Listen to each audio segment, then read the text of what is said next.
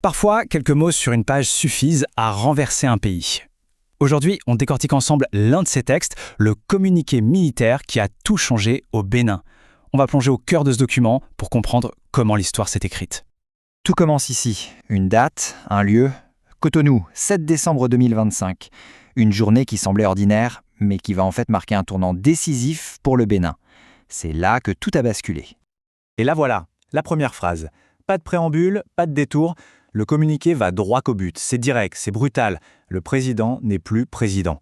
C'est une affirmation de pouvoir immédiate, sans aucune place pour l'interprétation. D'accord. Mais alors, qui parle? Qui est derrière cette annonce fracassante? C'est ce qu'on va voir tout de suite en découvrant l'identité de ce nouveau pouvoir. Il s'appelle le Comité militaire pour la refondation, le CMR.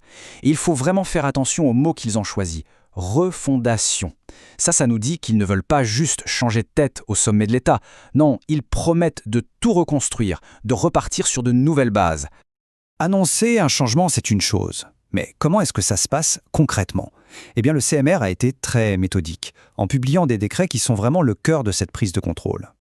Et regardez la mécanique, c'est d'une simplicité presque chirurgicale. Décret 1, on efface l'ancien pouvoir. Décret 2, on installe le nouveau. C'est implacable.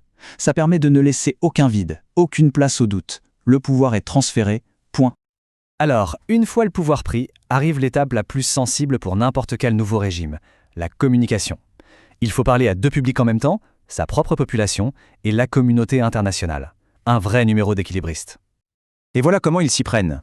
D'un côté, pour le peuple béninois, le message c'est « Restez calme, continuez à vivre normalement, tout est sous contrôle. Le but, c'est d'éviter la panique. » Et de l'autre, pour le reste du monde, « Ne vous inquiétez pas, on respectera nos contrats, on respectera les droits humains. » C'est un calcul très habile pour ne pas se retrouver isolé sur la scène internationale. Mais un coup d'État, ça ne peut pas tenir juste par la force. Il faut une justification, une vision, une promesse pour l'avenir. Et c'est là que le CMR expose son grand projet, cette fameuse refondation. Et cette promesse, sur quoi elle repose? Eh bien sur 3 mots, 3 piliers. Fraternité, justice, travail. Ce sont des valeurs universelles, positives, choisies pour unir les gens et donner confiance. Ce sont les fondations de ce nouvel espoir pour le Bénin. Et pour terminer, le communiqué se transforme en une série de slogans. Ça commence sans surprise, « Vive l'armée !» Au moins c'est clair, on sait qui est aux commandes. Juste après, on rappelle le projet central, la refondation, en y ajoutant une bonne dose de patriotisme avec « Notre chère patrie ». Puis, un cri de ralliement, un classique, simple mais toujours efficace pour appeler à l'unité nationale. Et là, attention, le ton change. La République ou la mort. C'est une devise historique, révolutionnaire. Le message est clair. Il n'y a pas d'autre option, l'engagement est total. Et enfin, la touche finale, le peuple d'abord. C'est le slogan qui vient tout justifier. L'idée, c'est de dire tout ce qu'on a fait, on l'a fait pour le peuple.